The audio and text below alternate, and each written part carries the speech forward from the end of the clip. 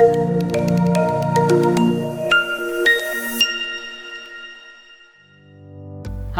selamat pagi semua.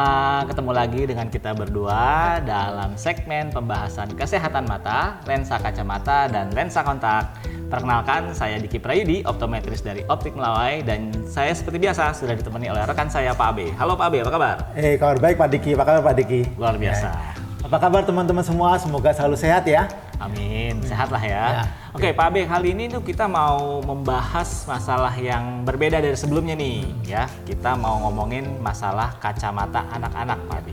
Nah jadi kan banyak juga pasti teman-teman yang punya kerabat, ponakan, adik, atau buah hati kita sendiri yang bingung nih kalau mau beli kacamata untuk anak kita sebaiknya seperti apa gitu. Kalau kita ngomongin dari frame-nya dulu Pak Abe ya. Kalau frame untuk anak-anak ya, itu menurut Pak Abe seperti apa sebaiknya? Nah, kalau untuk frame buat anak-anak, jangan lupa ya Pak Diki dan teman-teman semua bahwa kita mesti melihat bahwa anak-anak ini masih aktif. Anak-anak ini banyak bergerak, mereka cenderung nggak mau diem.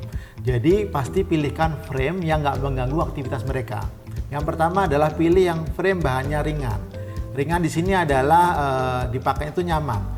Bisa dari plastik dengan bahan asetat atau dari bahan titanium, bahannya ini metal.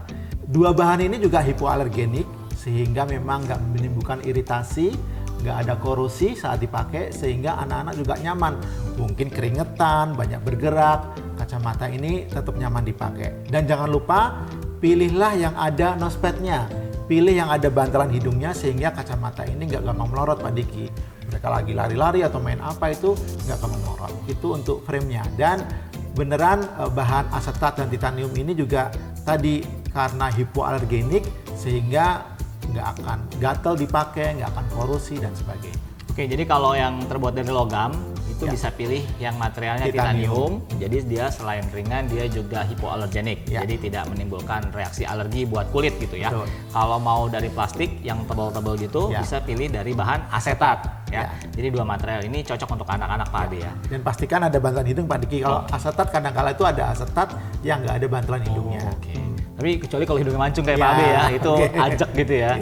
Soalnya kalau nggak ada nosepadnya nih teman-teman suka bergerak, berkeringat, suka melorot kacamatanya gitu kan ya. Jadi kalau setelannya nggak pas malah ganggu aktivitas si anak sendiri. Kadang-kala kalau melorot tuh Pak Diki, jadi fokusnya nggak dapet tuh. Jadi nanti anak-anak tetap ngeluh, ngelihatnya kurang jelas dan sebagainya. Jadi pastikan bahwa kacamata itu memang jatuh di wajah kita tuh pas. Selain dari materialnya nih Pak Abel, dari segi frame-nya, bingkainya sendiri, apakah ada feature-feature khusus yang harus kita perhatikan? Kadang kan anak itu memang aktif sekali gitu, jadi kadang-kadang suka melorot atau terjatuh. Bagaimana supaya kacamata tetap stabil di wajah? Oke, yang pertama adalah pastikan sebelum dibawa pulang, kacamata itu di-setel dulu di wajah anak kita. Karena kan kalau dari counter kan bentuknya masih standar tuh, jadi di-setel dulu sehingga pas di wajah anak-anak. Kemudian jangan lupa juga Pak Diki pilih yang gagangnya, tempelnya itu ada kayak pernya, ada springnya, sehingga emang nggak cepat berubah. Dan secara rutin, mungkin bisa sebulan sekali, 2 bulan sekali datang ke optik untuk di-setel ulang. Anak-anak tuh copot pakai suka berubah. Nah kalau misalnya biar setelannya tetap baik, tetap bagus, itu sebaiknya sering ke optik untuk dilakukan penyetelan lagi. Dicek lagi setelannya masih pas apa enggak gitu. Sekarang dibersihin dong gitu Pak. Betul, cuci semua. Kadang-kadang anak-anak suka sembarangan tuh, lepasnya sembarangan. Takutnya kalau nggak ada springnya tadi, teman-teman itu bisa mengakibatkan frame-nya jadi patah gitu ya, atau paling nggak bengkok. Kalau bengkok nanti nggak stabil, dipakainya miring-miring gitu ya. Oke, kalau tadi kan dari frame-nya nih Pak B. Sekarang bagaimana dengan lensanya? Apakah ada lensa khusus untuk anak-anak? Nah, justru ini yang penting Pak Diki, karena memang kan tujuan kacamata itu kan untuk alat bantu penglihatan. Jadi kita harus pasangkan lensanya ini yang terbaik ya. Jadi ada lensa yang ringan juga. Artinya gini Pak Diki, kacamata itu dipakai dari pagi, bangun tidur saya mau tidur lagi. Jadi kalau itu berat pasti anak-anak ngeluh, anak-anak nggak mau pakai. Jadi pilihlah yang bahannya ringan ya. Ada 2 rekomendasi dari kita. Pertama adalah bahan Trifex, Illusto Trifex. Bahannya ini sangat kuat, tahan bentur, kemudian juga ada perlindungan dari sinar UV hingga 100%. Jadi misalnya main di luar ruangan, kemudian jatuh, kebentur tuh lensa ini aman. Ya, hanya lensa ini memang sedikit tebal, jadi memang kurang ideal kalau minusnya lebih di atas -2 Pak Diki. Jadi kalau untuk anak-anak yang minusnya lebih dari 2, kita anjurkan pakai lensa polikarbonat. Lensa ini fiturnya sama seperti Trifect tadi, kuat dan tahan bentur. Plus tambahannya adalah lensa ini tipis. Jadi kalau anak-anak minusnya udah banyak, saran dari kita adalah pilih yang bahan polikarbonat tadi. Ya. Jadi secara garis besar ada 2 yang bisa kita pilih Pak Abe ya, yaitu bahan Trifex untuk yang minusnya rendah dan juga bahan polikarbonat untuk yang minusnya sudah tinggi atau di atas -2 gitu ya. Kalau misalnya kita ke optik nih Pak Abe, apakah optician itu langsung paham kalau kita sebutkan 2 material lensa tadi? Ya, mereka akan paham. Jadi sampaikan saja bahwa saya mau bahan yang kuat, saya minta bahan Trifect dan sebagainya. Nanti akan dijelaskan lagi oleh staf di optik. Kalau tadi kita ngomong material, dari segi benturan dia tahan sehingga aman untuk mata anak kita. Lalu ada feature apa lagi Pak Abe? Mungkin perlukah seorang anak ini menggunakan lensa perlindungan artinya perlindungan dari sinar? Benar Pak Diki. Jadi kalau sekarang ini semua belajar dari rumah ya, les juga dari rumah, pasti menggunakan gadget ya, menggunakan komputer. Bapak Ibu, teman-teman semua bisa menambahkan lapisan perlindungan sinar biru ya. Lapisan ini sangat efektif untuk menahan sinar biru yang dari gadget sehingga nggak masuk ke mata. Jadi matanya akan terlindungi.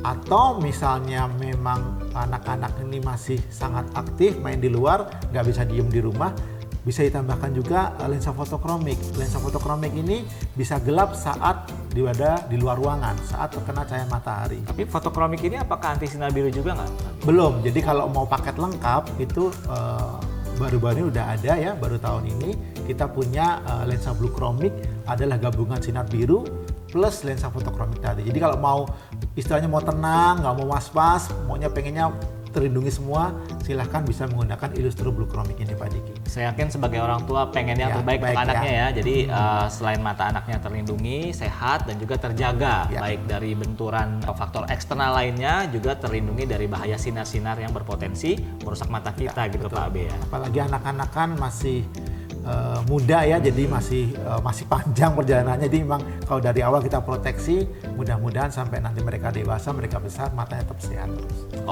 Terima kasih informasinya Pak Abe. Saya kira cukup komplit ya. Jadi teman-teman semua kalau mau memilihkan kacamata untuk anak, jangan sungkan-sungkan ya untuk bertanya.